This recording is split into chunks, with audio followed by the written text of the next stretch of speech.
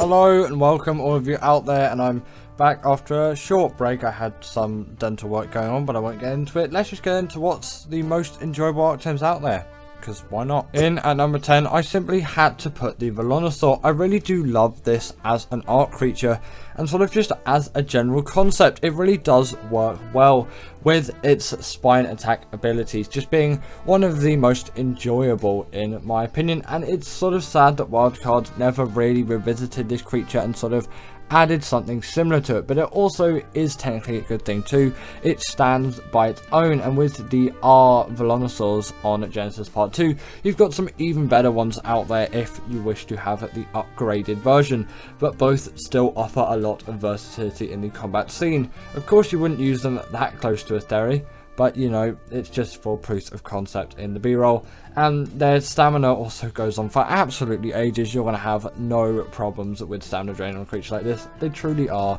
one of the most enjoyable in my opinion. Next up, I've decided to put the Rhinognatha, and although not a big favourite of mine, just for other reasons, which I won't get into today because I still really like the creature and it's not really valid in my opinion, but my brain is my brain. This creature just can do an incredible amount, and that ability to pick up just such large creatures still always is fascinating and enjoyable to me. Like picking up Rexes and Paraceratheriums and things like that, that just seems really insane to me, and it excites me every time I see one of these things do that, or just generally when I do it, because you always think of carrying creatures like that in a cryopod or soul traps, because who really uses cryopods unless you're playing on official or on console? Just use soul traps. They're just far better.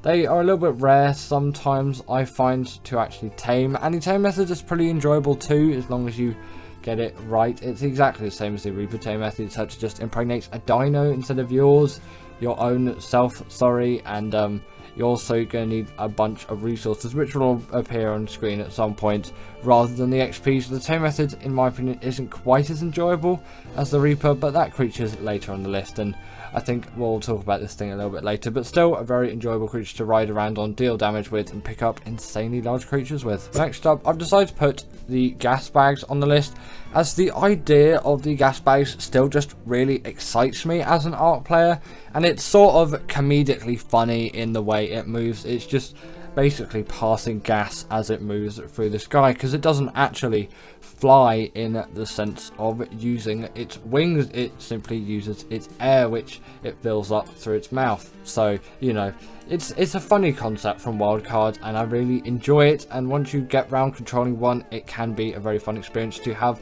around friends. And even if you're not great at flying one like I was in the B-roll, I should really update this at some point, you can still have a heck of a time as well, as long as you don't end up losing everything and getting things killed, because there obviously is a probability to some extent, which, you know, you always got to be careful out there. Arc is Arc at the end of the day, and it will throw you under the bus quite a lot. This is a really great traveller of heavy things, though. It has a great amount of weight, and it flies at quite a decent speed.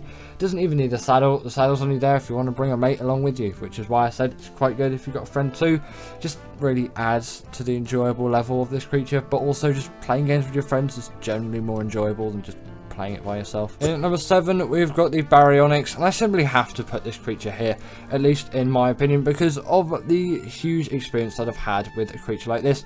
It really does excite me as an arc tame. It is such an easy one, and yet so useful and versatile to the general arc player. A lot can be done with a Baryonyx that really can't be done with other creatures, at least within the range of when you're going to be taming this thing. Its saddle's dirt cheap as well. It is an insanely great caving mount, capable of fitting into any sort of cave with absolute ease, apart from the artifacts of Skylords, but basically a dung beetle's not even going to fit in that either. You've got to crouch through bits of that. There's not really a point of bringing creatures into that cave. But when you do bring this into any sort of cave, you're going to demolish all creatures that you can find in the area. You'll have absolutely no issues with that whatsoever. You're going to tower through tons and tons of creatures and just have no issues whatsoever, health wise and damage wise, because they really do pack. They're great at swimming as well. With their spin attack, they can stun creatures like the size of Megalodon. They truly are fantastic tames, really enjoyable to ride on, and just generally really enjoyable creatures. Coming up next, we have got the Desmodus, and for me, is there really anything more fun than just a blood bag farm that can also do 30% of your tames with a click of a button. It is just such an enjoyable creature to have around. The Sanguine Elixir, again, 30% of your tame is done like that with a click of a button, and their blood bag farms. And for a creature later on the list, that is going to be an extremely useful thing for me. Might not be quite for you, but definitely for me. But even if you're thinking of taming more Desmoduses, it's still going to be useful to you. They have the glide ability as well, and they are rapidly fast flies. You're never going to be let down by the speed of these things, at least I'm not in any sense. And they can also grapple onto walls, vertical surfaces, or ceilings, like a Tapejara, which is another quite nice creature, although I think I'm not really too fond on it. The Desmodus is definitely a far better creature in my eye. Spawns on Fjorda, really isn't too difficult to tame. Your first one is obviously going to be the hardest, but then you've got a blood bag farm, so it really isn't going to be too difficult for all the others. Just great flyers, great use for PvP, great use for PvE. And at number 5, we have got the Astrodelphis, and I'm also going to put the Procoprotodon here as sort of a side note, but I really love both of these creatures as they are just such fast flies. They are so rapid, like genuinely you can get a lot done with the speed of these things. You can traverse maps with absolute ease. You should have no issues whatsoever, especially in just generally getting from A to B really quickly. Even in the damage department too, they excel with all of their lasers or just bomb firing apparatus. And although maybe there's a little bit more gauge on how fast you're going on the Procoprotodon, in my opinion the Astrodelphis is just more of the smoother flyer. Although its saddle is unlocked a little bit later on, and arguably its tame method's harder, although I've always found it a bit easier in my opinion, because Elements is found everywhere on Gen 2, and if you just do it right and take precautions for void roams in the area, you really should have no issues, even getting one of these things quite early on. In the early days of the channel, I also made a guide to taming one of these things. It's an absolutely terrible video, but if you want to check it out, then you can add to about the 20 views that it's got at the moment. It came out it came out over a year ago now. Actually, maybe don't look up, that's an embarrassing time in my channel. In number 4, we have got the Reaper, and this it's just one of those creatures where it's like, can anything really get better than a Xenomorph alien? Obviously, apart from the creature which are in the 1, 2, and 3 spots, at least for me. Yeah, this thing really is up there when it comes into enjoyable arc tames.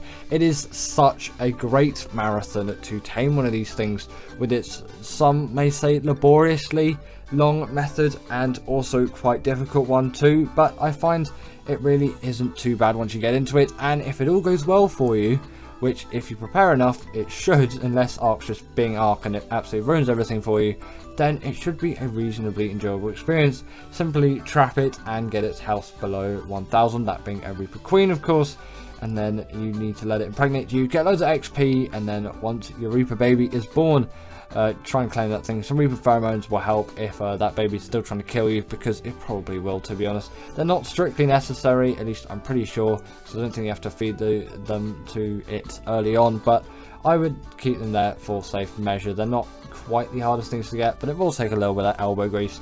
But then you got yourself a cool Reaper, and it's such a great arc of progression.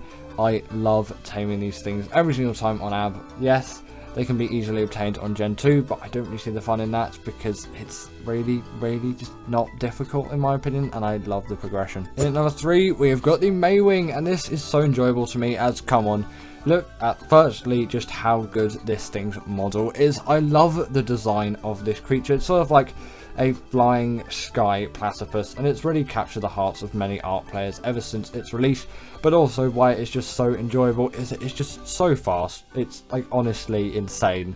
This thing travels at such a pace, basically nothing can keep up to it unless it's had insane movement speed levels put into it, which isn't possible on basically all these servers out there because little have fly speed leveling.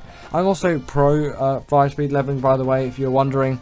I think Arc should really bring it back. I guess, yeah, it was a little bit game breaking, but maybe set a limit on it for those official servers, like 135% or 150% or something like that, because it really does add a nice dynamic. Yeah, 1000 movement speed Maywings would be absolutely insane, and I've tested them out on some single player servers and they are so fun to ride on when they're that speed, but also a little bit not, because you just get stuck in everything. That's a portable feeding trough, so it is an enjoyable thing for breeders. they're pretty decent swimmers too, and they can gather berries, but the main reason why they're here is just the maywings are so good with their speed. It's honestly insane. In number 2, I've decided to put the Bloodstalker, as this is my favourite all-time just basically general travelling mount out there. While I love the maywing and it's got loads of great speed on it, for just generally all travel combined, that including underwater travel especially, because I do actually spend quite a lot of time down there. I don't know why I've been doing that as of late, but I'm just really enjoying it, I guess. Just for general travel on the surface as well, they work so effectively, and they are my favourite travel mount at the moment. Not only can you see all the aggros of the creatures, but they are fast in literally any environment, underwater and on land. Maybe not in lava, but I don't think any creature is, apart from the Magmasaur, but that's not on the list because it really isn't one of my favourites out there, at least just generally in my opinion. But I do find these things to be very quick and agile in basically every environment that you're going to face. Again, the underwater environment travel of this creature is just insane, and that is one of the main reasons why I'm putting it here, as yes, a Basilow is immune to all the electric eels and jellyfish, but you can easily skip away from them with a creature like this, and you can see if that aggroed onto you well before they even reach you, which is why these things are just amazing. There's just so much peace of mind put into this creature, and they've really seemingly been so well designed for all of these environments, and I just love them dearly, especially with the Desmodus being bloodback farms. I can tame as many of these things really as I want, but usually I'll just settle for one high level, maybe get another one, and then I've got a breeding pair, and then I'll breed them together, and then just take the baby of that, ride it around, and then if it dies, I'll just breed those two Bloodstalkers together again, and boom, I've got another Bloodstalker. But I'll usually keep a couple of babies spare, because you should always keep some spare of your favourite dinos. And coming in at number 1, we've got the Deinonychus. I really can't find anything that is more enjoyable just as a general creature to me like the Deinonychus. It is such a good one for any kind of boss fight. It just deals a heck of a lot of damage, really, and with the bleed ability being inflicted on bosses as well, it is an all gore out fight, and I really do like these creatures for that. It adds just a sort of comicness to these creatures, and that's something which I really enjoy. Just there's blood spewing absolutely everywhere on this Bronto, and soon enough it is very, very much dead. With the pack buff too, you are buffed like absolute hell, and you've got tons of these things going after you as well, obviously along with you as sort of your pack mates, to help those boss fights go by as quickly as possible. Even for longer ones like the Master Controller, I find they still work well. Yes, a couple of health mutations are probably required, but it's not the hardest thing in the world to get those done, at least from my experience. Yes, on official everything it's still going to be a pain, but I'm working with 2.5x rates here with 5x on breeding, because I don't like to wait quite that long. Because a Giga taking a week on official is something which I really don't want. That's raising time, by the way.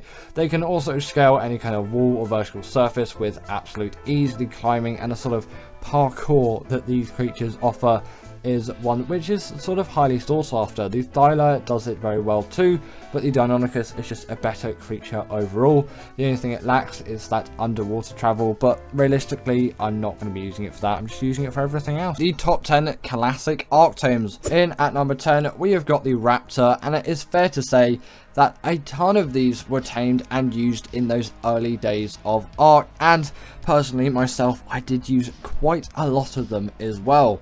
On top of this, I did go through a fair few of them, and many people did as well. And when new players do kind of maybe think back on what Arc was like previously, they're probably going to think of things like Raptors and Rexes and Spinos and Carnos and Allos and things like that. By the way, the Allo is not appearing on this list, as far as I'm concerned, it is a later creature, although I should probably check that, but I will inform you further on in the video, because actually I'm not too sure on the chronology, and actually just checking, the Allosaurus was not around in 2015. The Alpha Carno, the Alpha Raptor, the Alpha Rex, the Angler, the Anki, the Aranio and the RG were the only creatures beginning with A out in 2015. The fun facts we all know. Either way, this creature was extremely useful back in the day and got tons of use. Obviously, people didn't really care too much about its low weight and its somewhat slower speed than what some people would expect from these days of Arc. People didn't really seem to care as much about things like that. They were just so excited to get their hands on creatures.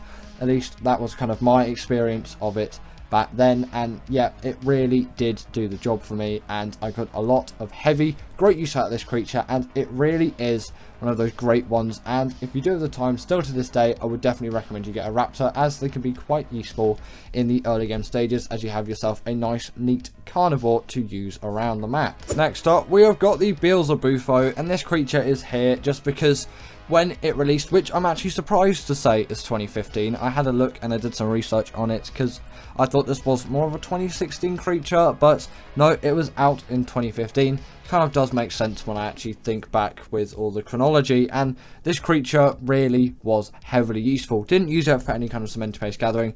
Not even sure if it could do that back in the days. Comment that down below, because I'm not too sure of its abilities and if it had a TLC at any point, but it was definitely widely used just for a really good travel mount. I used it a lot for underwater exploration back then, and you kind of put the Megalodon here as well on this list. It isn't appearing on the list, but I'm going to give it a brief mention, as the Megalodon was definitely a really nice classic arc tame, which I used quite heavily, but I did use this thing a lot, and in some ways it's more memorable because its release was quite striking. Like, I remember when this thing came out, I just really wanted to tame one, and I really enjoyed using it. I liked it's kind of like sort of playing a Mario game. That's how I looked at it. You're playing a Mario game, but it's arc, because these things can jump around, jump like crazy, and do all those things. And the Procoprotodon might have been out at this point, and you had that, but I just felt so much more free with this creature. Coming up next, we have got the Carnotaurus, and this creature is definitely a favourite of mine and has to be in the classic Arctames list. It was here from the beginning. Did, I think, have some sort of a model change at some point, and even back then, actually, I think the models looked really cool, and compared to like the RG and the old Rex model, it looked significantly less outdated, at least in my mind. Either way, pretty confident they have had a model update since then. Obviously, texture updates and things like that have happened throughout Arc's game just being developed, as it progressed from being a 2015 looking game to maybe more of a 2018, 2019 looking game in its kind of late stages, I would say, because it doesn't look like most of the games that you would get in 2015, especially for that kind of survival game. And also, if you didn't know already, this is the 2023 version of Arc, which is ASA for this B-roll here. You'll see it interchanging between the two types of game. So the Beelzebufo would have been the original Arc, and the Raptor and the Carno were in ASA. If you couldn't tell already, you could probably tell, because the graphics have significantly changed, haven't they? For the better, you could say, although the ghosting and the shadows like not really working properly are maybe not the best of things, but still, you know, it is overall a better looking game, and you know, it kind of makes you think back of those classic times. We are doing a classic tames list after all. Also, if you were wondering, the Carno has had a TLC since release, so now it's even better than before, and it is ridiculously easy to tame on ASA. If you are actually playing ASA, there's pretty dead at the moment for the general player space, so you know, that's what that's like. But either way, Carno, still remember it so clear to this day. Used it so much just as a general carnivore, even before I got that saddle, because obviously doing the levels was actually quite difficult back in the days to spend quite a lot of time. Really is a classic. Next up, we have got the Quetzal, and this creature is here because actually, surprisingly, when it released in 2015, thought it was more of a 2016 creature, but again, there's another creature on this list which is later on, which I also thought was a 2016 creature, but no, it is still a 2015 creature. Just came out later in the year, of course, and when looking at creatures like this, it really did change the Arc space. Like, the amount of use that you got out of this creature, especially with that platform saddle, was insane. It was just so cool to fly these things around, and it was, again, a new perspective on the game. You could build the base on the back of a flyer, and because fly speed leveling hadn't been nerfed at that time, you could get these things traveling at insane speeds, and it was so fun to go around the map with your mates and just absolutely dominate metal farming, because that's what I use this for. Wasn't really a PvP player. If you were thinking that I was going to say dominate the map, didn't really use them for that, but metal farming was so easy with these things, and just general transportation of goods was so easy, and it was nice to have a nice base and sometimes a taming trap on the back of one of these things. The Dodo is here next, and could I really make a top 10 classic Arctames video without actually including the Dodo on the list? Come on, it is the Dodo after all. probably one of the first creatures, if not the first creature you're going to see in Ark, and everyone when they started in 2015 tamed yourself a dodo at some point. They were so easy, still took 15 minutes to tame because yes, taming took absolutely ages. At least mine felt like 15 minutes to tame. Probably might have been 5, could have been 10. Either way, you punch these things out and you feed them some berries. I might have not even been feeding these things medjos, maybe that's why it just took so long. And yes, you have yourself a cute dodo friend, and the dodos are definitely a classic Ark tame, and it could not be a classic Ark tames list without including these things here. They really do add something to Ark, even though maybe not the most widely used creature, they have to be on this list. In at number 5, we have got the Pteranodon, and this creature is here just because it was so useful to get up into the air that early on in the game, and it really felt like something so special to get up and fly in the air. It was like the biggest achievement in the Ark game. I probably should have put this thing a little bit higher than the number 5 spots, not in the number 1 spot. We're not that close to the end of the list yet. We're halfway in, guys. Either way, these creatures, they just made such a mark on your Ark progress, and you could just speed up everything so much with a Pteranodon. You're like, oh yeah, this is all fine now because I have a Pteranodon. And it was such a pain once you lost it somewhere because you died and you just spent ages going back to get it. Why, you always have a spare Pteranodon at home, and then you can have the other one to follow you once you're heading back. Obviously, with a spare saddle on it, otherwise they are pretty much useless as creatures. Like, you need the saddle to really use this creature effectively. It's not like the Carno or, you know, in some cases like Rexes and Gigas and things like that, where you can have them following you around. No, you really do need the saddle to get the use out of this creature, and actually getting that chitin or keratin, whatever you preferred. I got loads of keratin for the saddle back in the day, but now thinking about it, I should have just got loads of chitin, as killing all of those insects is so much easier than going around and killing loads of carb enemies. Another pretty classic creature in my eyes, although not on the list, but you know, again, I'll give it a brief mention here. And the Pteranodon was so easy, so simple to tame, and just made your progress and just your general Ark life so much better that it has to be included on this list, and people still use it tons to this day, and it really is uncompetable in the level range that you are when you're taming one of these things. Next up on the list, we have got the Tiny Tim, and obviously the Tiny Tim has to be on the list. Again, surprised that Tiny Tim came out in 2015. I thought it was 2016 as well, but it kind of just makes sense that the birth of Tiny Tim did happen in 2015.